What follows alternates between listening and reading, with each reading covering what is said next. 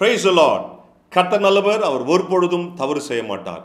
எனக்கு அன்பான தேவ பிள்ளைகளே, கர்த்தர் ஒரு மனுஷனுடைய சத்தத்தை கேட்டு அதன்படியே செய்கிற தேவன்.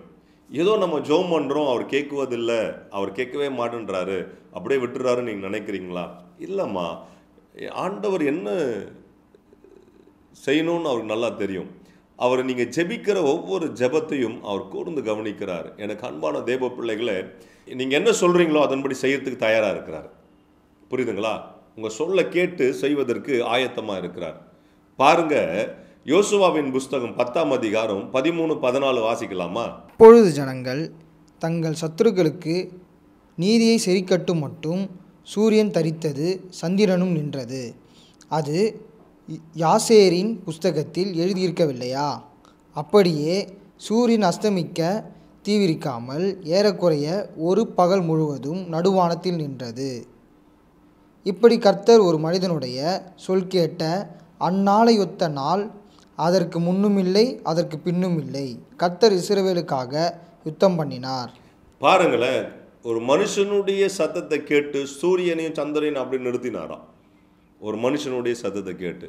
அப்போ யோசுவாவின் சத்தத்தை கேட்டு சூரியன் சந்திரன் நிற்கும் பொழுது, என் அன்பான தேவ பிள்ளைகளை, கர்த்தர் நிறுத்தும் பொழுது உங்களுக்காக சகலத்தையும் செய்ய வல்லவராக இருக்கிறார். நீங்கள் என்ன கேட்டாலும் ஆண்டவர் செய்ய வல்லவராக இருக்கிறார். புரியுதுங்களா? ஒரு மனுஷனுடைய வார்த்தையை கேட்கறது எவ்வளோ பெரிய காரியம் பாருங்களா. தெய்வனாக இருந்தும், சகலத்தையும் படைத்த சகல வல்லமை உடையவராக இருந்தும், சர்வ வல்லமை உள்ள தேவன், எனக்கு அன்பான தேவ பிள்ளைகளை, உலகத்துக்கு ராஜாவாக இருந்தாலும் பிள்ளைக்கு அவர் அப்பா இல்லையா?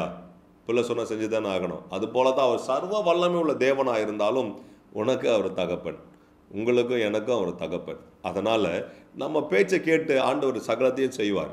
புரியுதுங்களா? அதை முதல் நீங்கள் நம்பணும். யோசுவா ஐயோ செய்வாரா செய்ய மாட்டாரான்னு இல்லை, அவன் ஆண்டவரோடு கூட பேசினான். நீங்கள் 12 வாசித்தீங்கன்னா அவன் கர்த்தரோடு பேசினான்னு சொல்லி இருக்குது. புரியுதுங்களா? அப்போது அவன் கர்த்தரோடு பேசும்பொழுது கர்த்தர் நல்லது என்று கண்டார். இஸ்ரவேல் ஜனங்களுக்காக யுத்தம் பண்ணி ஜெயத்தை கொடுக்கணும்னு சொல்லி ஒரு பகல் முழுவதும் என்ன பண்ணுச்சான்? சூரியன் நின்றுச்சான், சந்திரனும் தரித்திருந்துதான். பாருங்க, அப்போ இரண்டையும் ஆண்டவர் ஒரு மனுஷனுடைய சத்தத்துக்கு செவி கொடுத்திருக்கிறார். அவர் பேச்சை கேட்டு அப்படியே நிறுத்தி இருக்கிறார். என்னைக்கும் உங்கள் வாழ்க்கையில் அதான் செய்ய போகிறார்.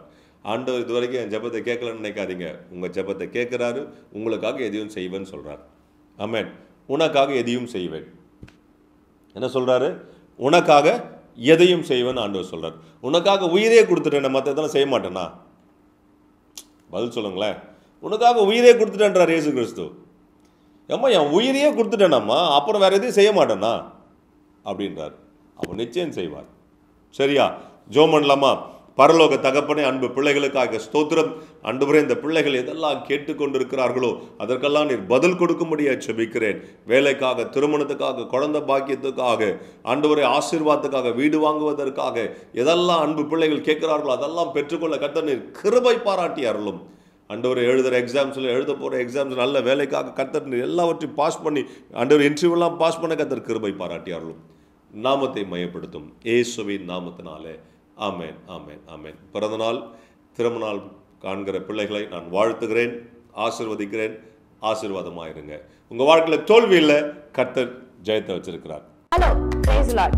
டெய்லி பிளெஸிங் வேர்ட்ஸ்க்காக நீங்கள் எங்கிட்டு இருக்கீங்களா? இல்லை டெய்லி வார்த்தைகள் உங்களை ரீச் ஆகணும்னு நீங்கள் நினைக்கிறீங்களா?